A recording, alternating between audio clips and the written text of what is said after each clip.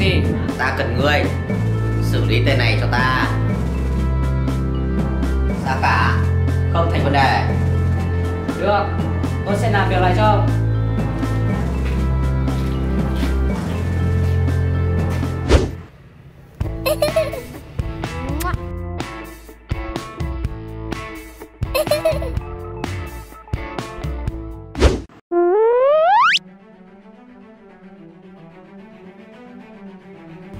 Anh à, em đã phát hiện ra chúng nó rồi. Giết chúng nó đi.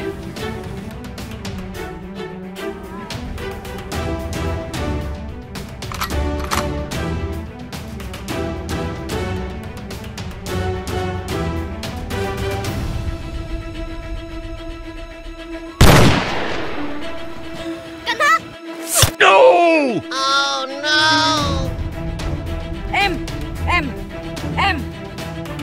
Grr! Nope.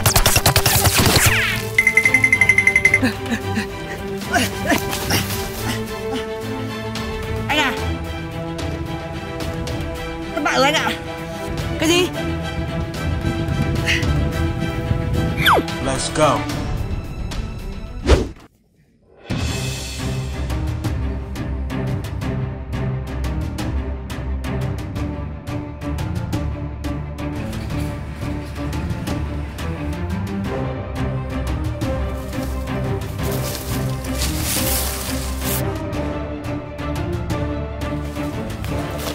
Nope.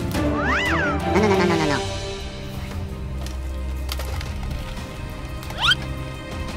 Okay.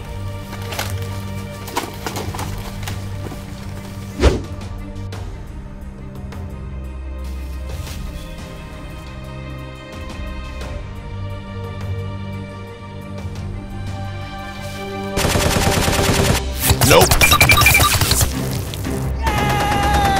No!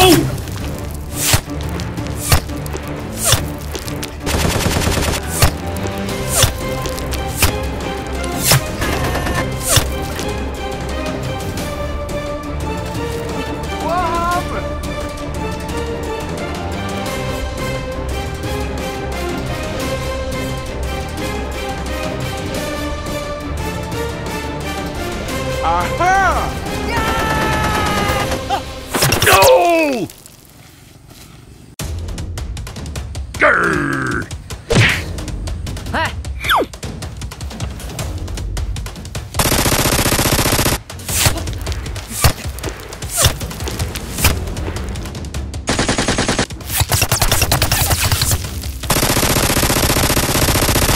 Nope.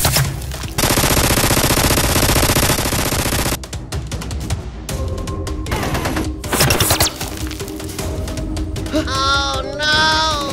Grr!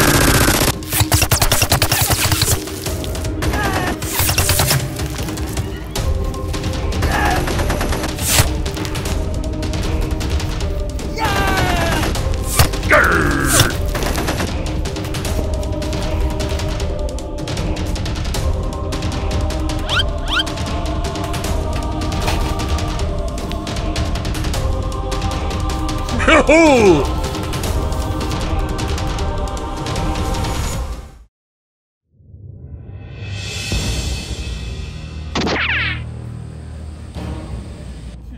Mày có muốn bắn nữa không? Yeah. Nope. Grr!